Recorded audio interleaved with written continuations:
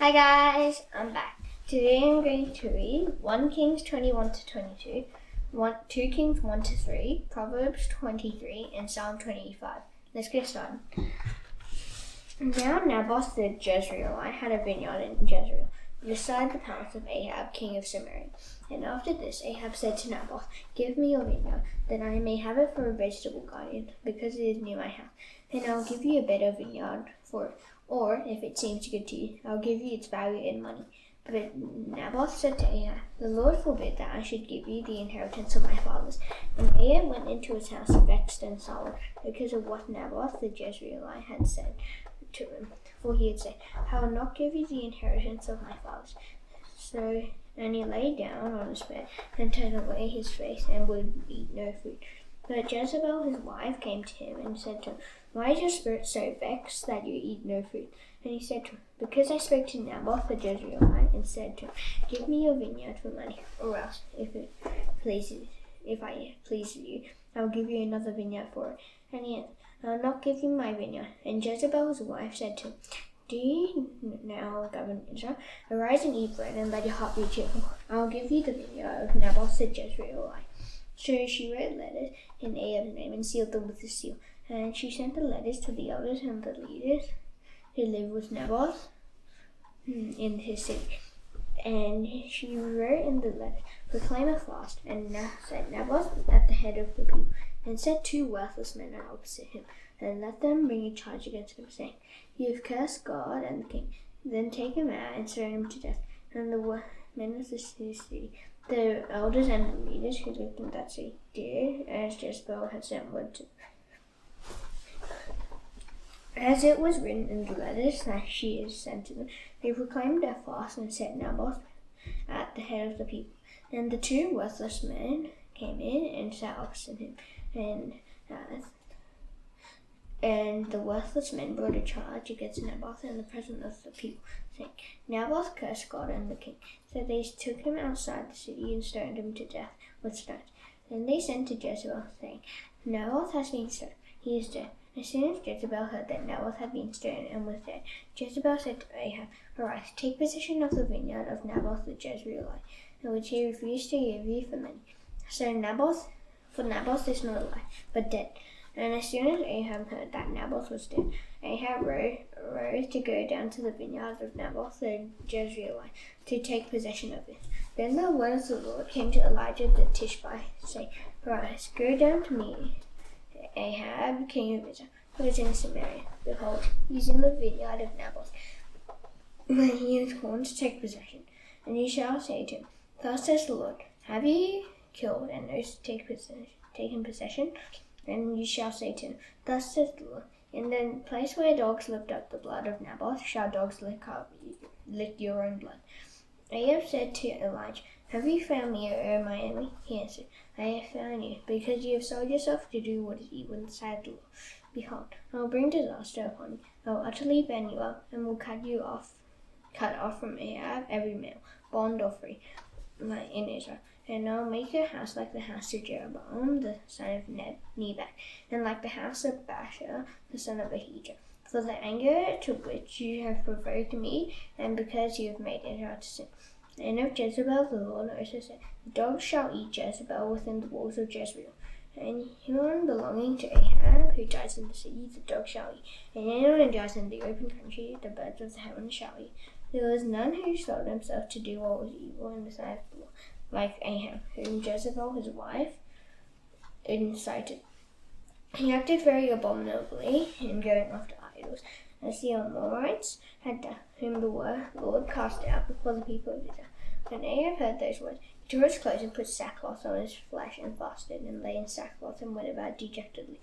And the word of the Lord came to Elijah the Tishbite, saying, "Have you seen how Ahab has humbled himself before me? Because he has humbled himself before me, I will not bring the disaster in his days, but in his son's days I will bring the disaster upon his house." For 3 years Syria and Israel continued without war. And in the 3rd year, Jehoshaphat, the king of Judah, came down to the king of Israel. And the king of Israel said to his son, "Do you know that Ramoth Gilead belongs to us? And will you keep quiet and do not take it out of the hand of the king of Syria?" And he said to Jehoshaphat, Will you go with me to battle at Ramoth Gilead? And Jehoshaphat said to the king of Israel, I am as you are, my people as your people, my horses as your horses. And Jehoshaphat said to the king of Israel, Inquire first for the word of the Lord. Then the king of Israel gathered the prophets together, about 400 men, and said to them, Shall we go to battle against Ramoth Gilead, or shall we refrain? And they said, Go up, for the Lord will give it to the hand of the king. But Jehoshaphat said, Is there not here another prophet of the Lord of whom we may inquire? And the king of Israel said to Jehoshaphat, There is yet one man by whom we may inquire of the Lord, Micaiah the son of Imlah, but I hate him, for he never prophesies good concerning me, but evil. And Jehoshaphat said, That's not what the king says. Then the king of Israel summoned an officer and said, Bring quickly Micaiah the son of Imlah. Now the king of Israel and Jehoshaphat the king of Judah were sitting on their thrones, arrayed in their robes. And Jehoshaphat the king of Judah was sitting on their thrones, arrayed in their robes at the threshing floor at the entrance of the gate of Samaria. And all the prophets were prophesying before them. And Zedekiah the son of Chenaanah made for himself horns of iron and said, Thus says the Lord, with these you shall push the Syrians until they are destroyed. And all the prophets prophesied so and said, Go out to Ramoth Gilead and triumph. The Lord will give it into the hand of the king. And the messenger who went to summon Micaiah said to him, Behold, the words of the prophets with one accord are favourable to the king. Let your word be like the word of one and speak favourably. But Micaiah said, And as the Lord lives, what the Lord says to me, that I will speak. And when he had come to the king said to him, Micaiah, shall we go to Ramoth Gilead to battle, or shall we refrain? And he answered him, Go up and triumph. The Lord will give it into the hand of the king. But the king said to him, How many times shall I make you swear that you speak to me nothing but the truth in the name of the Lord? And he said, I saw all Israel scattered on the mountains, as sheep that have no shepherd. And the Lord said, These have no master. Let each return to his home in peace. And the king of Israel said to Jehoshaphat, Did I not tell you that he would not prophesy good concerning me, but evil? And Micaiah said, Therefore hear the word of the Lord. I saw the Lord sitting on his throne, and all the host of heaven standing beside him, go on his right hand and on his left. And the Lord said, Who enticed Ahab, that he may go up and call for at Ramoth Gilead?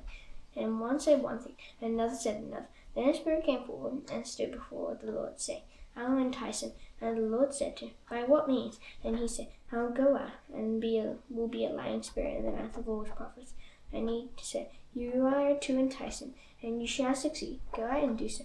Now therefore, behold, the Lord has put a lying spirit in the mouth of all these your prophets. The Lord has declared disaster for you. Then Zedekiah the son of Chenaanah came near and struck Micaiah on the cheek, and said, How did the Spirit of the Lord go from me to speak to you? And Micaiah said, Behold, you shall see on that day when you go into an inner chamber to hide yourself. And the king of Israel said, Seize Micaiah, and take him back to Amon, the governor of the city, and to Joash the king's son. And thus says the king, We put this fellow in prison and feed him meager rations of bread and water, until I come in peace. And Micaiah said, If you return in peace, the Lord has not spoken by me. And he said, Hear, all you peoples. So the king of Israel and Jehoshaphat the king of Judah went up to Ramoth Gilead. And the king of Israel said to Jehoshaphat, I will disguise myself and go into battle, but you wear your robes. And the king of Israel disguised himself and went into battle. Now the king of Syria had commanded the 32 captains of his chariots, Fight with neither small nor great, but only with the king of Israel. And when the captains of the chariots saw Jehoshaphat, they said, It is surely the king of Israel. So they turned to fight against him. So Jehoshaphat cried out. And when the captains of the chariots saw that it was not the king of Israel, they turned back from pursuing him. And a certain man drew his bow at random and struck the king of Israel between the scale armor and the breastplate. Therefore he said to the driver of his chariot, Turn around and carry me out of the battle, for I am wounded. And the battle continued that day, and the king was propped up in his chariot facing the Syrians, until at evening he died. And the blood of the wound flowed into the bottom of the chariot. And about sunset a cry And about sunset, a cry went through the army, every man to his city, and every man to his country. So the king died and was brought to Samaria, and they buried the king in Samaria. And they washed the chariot by the pool of Samaria, and the dogs licked up his blood. And the prostitutes washed themselves in according to the words of the Lord that he had spoken. Now the rest of the acts of Ahab and all that he did, and the ivory house that he built, and all the cities that he built, are they not written in the books of the chronicles of the kings of Israel? So Ahab slept with his fathers, and Ahaziah his son reigned in his place. Jehoshaphat the son of Asa began to rule over Judah in the 4th year of Ahab king of Israel. Jehoshaphat was 35 years old when he began to reign, and he reigned 25 years in Jerusalem. His mother's name was Azubah, the daughter of Shilhi. He walked in all the ways of Asa his father, but he did not turn aside from it, doing what was right in the sight of the Lord. Yet the high places were not taken away, and the people still sacrificed and made offerings on the high places. Jehoshaphat also made peace with the king of Israel. Now the rest of the acts of Jehoshaphat and the might that he showed, and how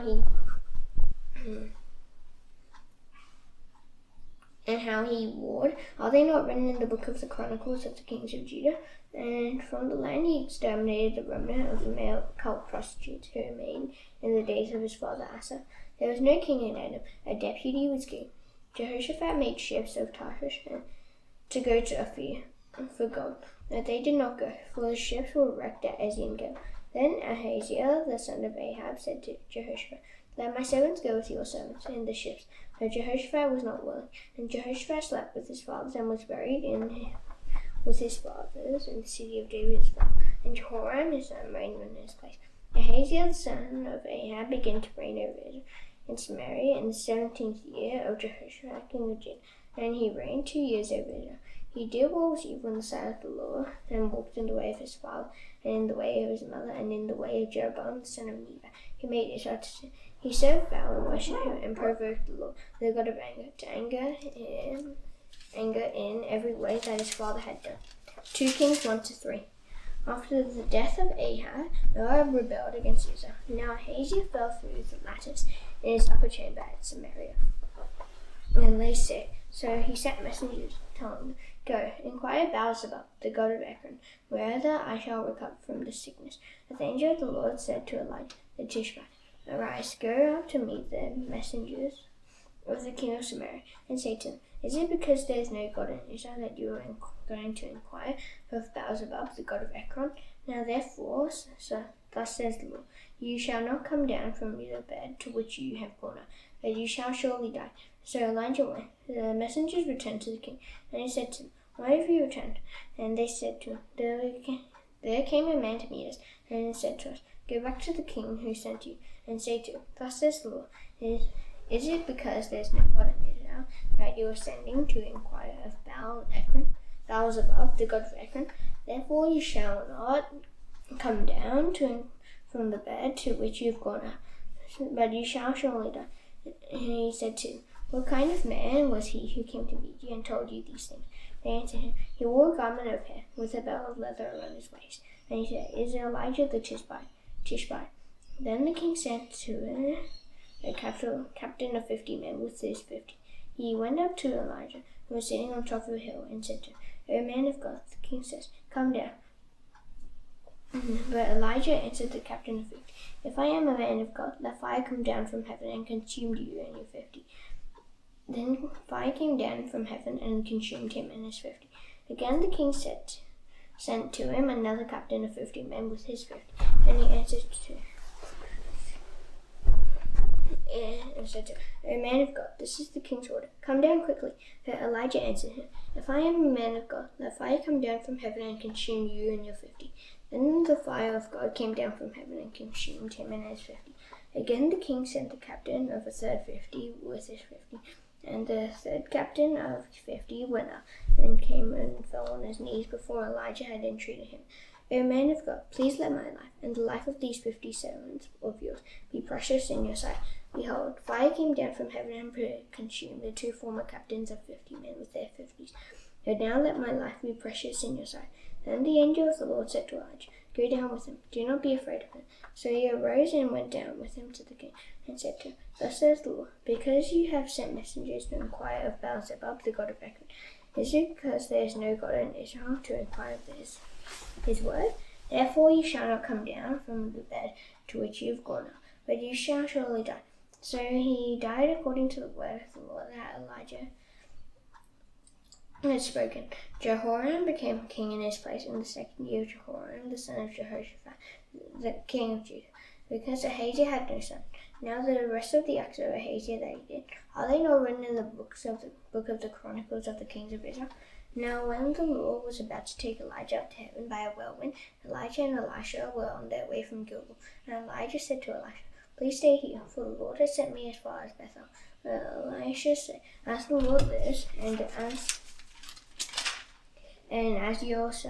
as you yourself live, I will not leave you. So they went down to Bethel, and the sons of the prophets who were in Bethel came out to Elijah and said to him, Do you know that today the Lord will take away your master from over you?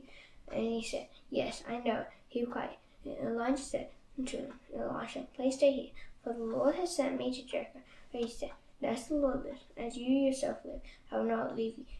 So they came to Jericho, and the sons of the prophets who were at Jericho drew near to Elisha and said to him, Do you know that today the Lord will take away your master from over you? And he answered, Yes, I know it. Keep quiet. Then Elijah said to him, Please stay here, for the Lord has sent you to the Jordan. But he said, As the Lord lives, and as you yourself live, I will not leave you. So the two of them went on. 50 men of the sons of the prophets also went and stood at some distance from them, as they both were standing by the Jordan. Then Elijah took his distance from them, as they both were standing by the Jordan. Then Elijah took his cloak and rolled it up and struck the water, and the water was parted to the one side and to the other, till the two of them could go over on dry ground. When they had crossed, Elijah said to Elisha, Ask what I shall do for you before I am taken from you. And Elisha said, Please let there be a double portion of your spirit on me. And he said, You have asked for a hard thing. Yet if you see me and I am being taken from you, it shall be so for you. But if you do not see me, it shall not be so. And as they still went on and talked, behold, chariots of fire and horses of fire separated the two of them. And Elijah went up by a whirlwind into heaven. And Elisha saw it, and he cried, my father, the chariots of Israel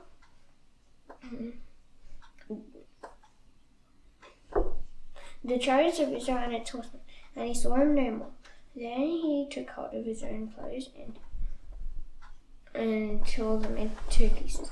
And he took up the cloak of Elijah that had fallen from him and went back and stood on the bank of the Jordan. Then he took the cloak of Elijah that had fallen from him and struck the water, saying, Where is the Lord, the God of Elijah? And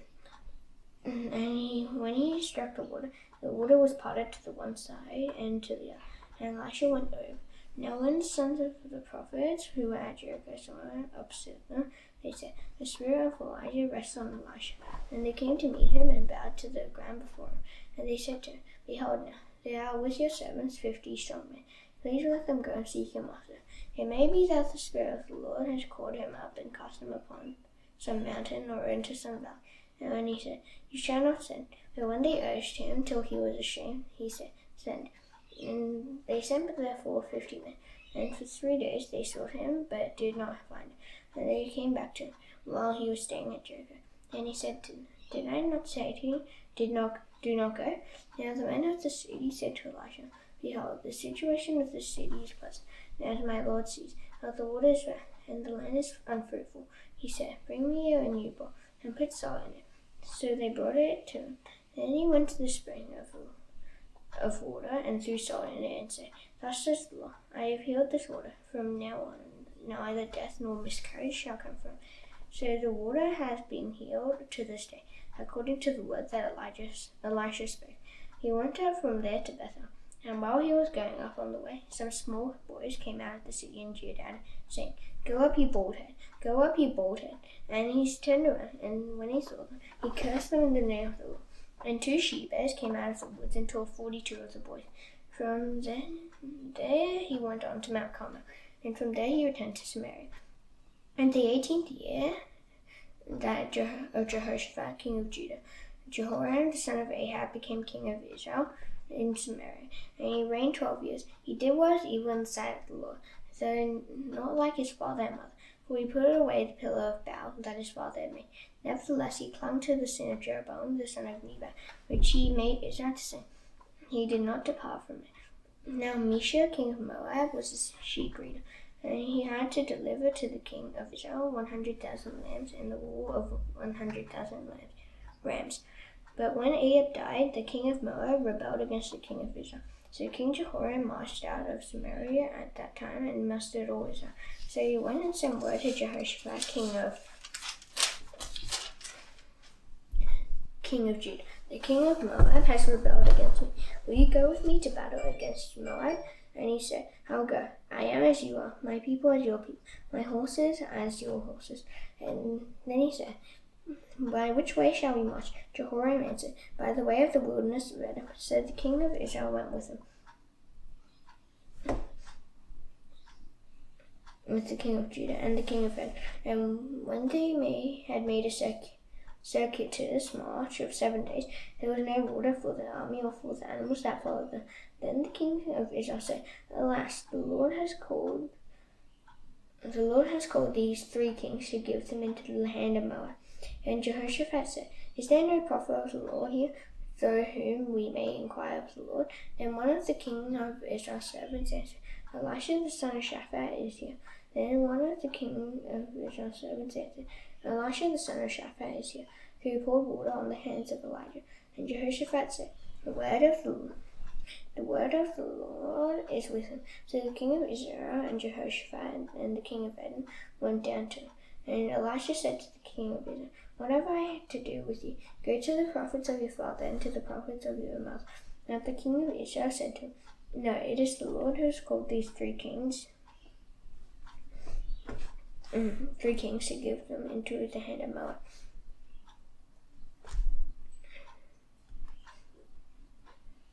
And Elisha said, as the Lord of hosts lives, before whom I stand, were it not that I have regard for Jehoshaphat the king of Judah, I would neither look at you nor see.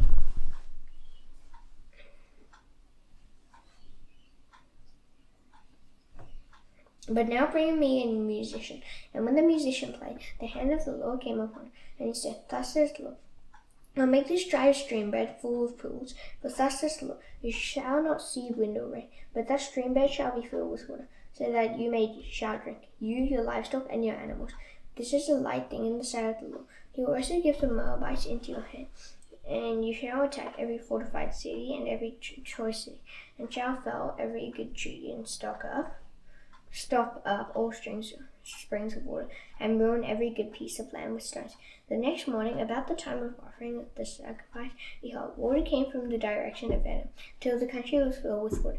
When all the Moabites heard that kings had come up to fight against them, all who were able to put on armor, from the youngest to the eldest, were called out and were drawn up at the border.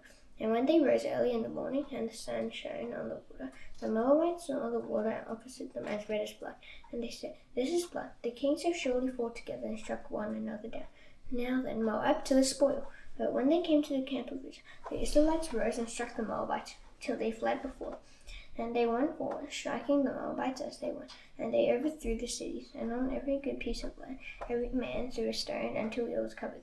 And they stopped every spring of water, and felled all the good trees, till only its stones were left in Kirhashah. And the slingers surrounded and attacked it. When the king of Moab saw that the battle was going on against him, he took with him 700 swordsmen to break through, opposite the king of Edom, but they could not. Then he took his oldest son, who was to reign in his place, and offered him for a burnt offering on the wall. And there came great wrath against Israel, and they withdrew from him and returned to their own land.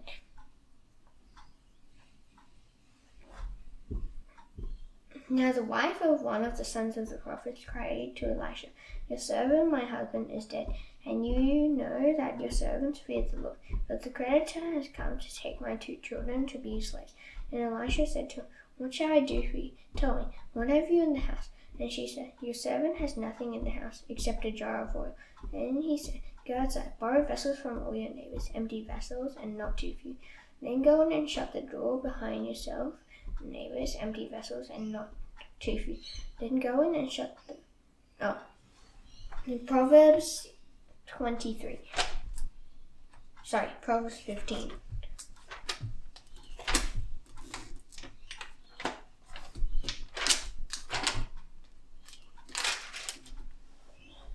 A soft answer turns away wrath, but a harsh word stirs up anger. The tongue of the wise commends knowledge, but the mouths of fools pour out folly. The eyes of the Lord are in every place, they're keeping watch on the evil and the good. A gentle tongue is a tree of life, but perverseness in it breaks the spirit. A fool despises his father's instruction, but whoever heeds reproof is prudent. But in the house of the righteous there is much treasure, but trouble befalls the income of the wicked. The lips of the wise spread knowledge, not so the hearts of fools. The sacrifice of the wicked is an abomination to the Lord, but the prayer of the upright is acceptable to him. The way of the wicked is an abomination to the Lord, but he loves him who pursues righteousness. There is severe discipline for him who forsakes the way. Whoever hates reproof will die. Sheol and Abaddon lie open before the Lord. How much more the hearts of the children of men. A scoffer does not like to be reproved. He will not go to the wise. A glad heart makes a cheerful face. By sorrow of heart the spirit is crushed. The heart of him who is understanding seeks knowledge, but the mouth of fools feeds on folly. All the days of the afflicted are evil, but the cheerful of heart has a continual feast. Better is a little with the fear of the Lord than great treasure and trouble with it. Better is a dinner of herbs where love is than a fattened ox, and hatred with it. A hot-tempered man stirs up strife, but he who is slow to anger quiets contention. The way of a sluggard is like the hedge of thorns, but the path of the upright is a level highway. A wise son makes a glad father, and a foolish man despises his mother. Folly is a joy to him who lacks sons, but a man of understanding walks straight ahead. Without counsel, plans fail, but with many advices they succeed.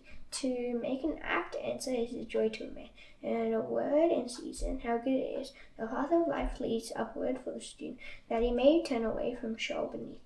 The Lord tears down the house of the proud, but maintains the widow's boundaries. The thoughts of the wicked are an abomination to the Lord, but gracious words are pure. Whoever is greedy for unjust gain troubles his own household, but he who hates bribes will live. The heart of the righteous ponders on how to answer, but the mouth of the wicked pours out evil things. The Lord is far from the wicked, yet he hears the praise of the righteous. The light of his eyes rejoices the heart, and good news refreshes the bones. The ear that listens to life-giving reproof will dwell among the wise. Whoever ignores instruction despises himself, and he who listens to a reproof gains intelligence. The fear of the Lord is instruction and wisdom, and humility comes before honor. Psalm 79. O God, the nations have come into your inheritance. They have defiled your holy temple. They have laid Jerusalem in ruins. They have given the bodies of your servants to the birds of the heavens for food, the flesh of your faithful to the beasts of the earth. They have poured out their blood like water all around Jerusalem, and there was no one to bury them. They have become a haunt to our neighbors, mocked and derided by those around us. How long, O Lord, will you be angry forever? Will your jealousy burn like fire? Pour out your anger on the nations that do not know, and on the kingdoms that do not call upon your name. For they have devoured Jacob and laid waste his habitation. Do not remember against us our former iniquities. Let your compassion come speedily to meet us, for we are brought very low. Help us, O God of our salvation. Deliver us and atone for our sins, for your name's sake. Why should the nations say, where is their God? Let the avenging of the outpoured blood of your servants be known among the nations before our eyes. Let the groans of the prisoners come before you, according to your great power. Preserve those who are doomed to die. Return sevenfold into the lap of our neighbors. We, your people, the sheep of your pasture, will give thanks to you forever. From generation to generation, we will recount your praise. Now thus done, I shall now do the Lord's Prayer. Please bow your heads. Our Father in heaven, hallowed be your name. Your kingdom come, your will be done on earth as it is in heaven. Give us today our daily bread. Forgive us our debts, as we also forgive our debtors. Lead us not into temptation, but deliver us from the evil one. For yours is the kingdom, and the power, and the glory forever. Amen. See you tomorrow. Bye.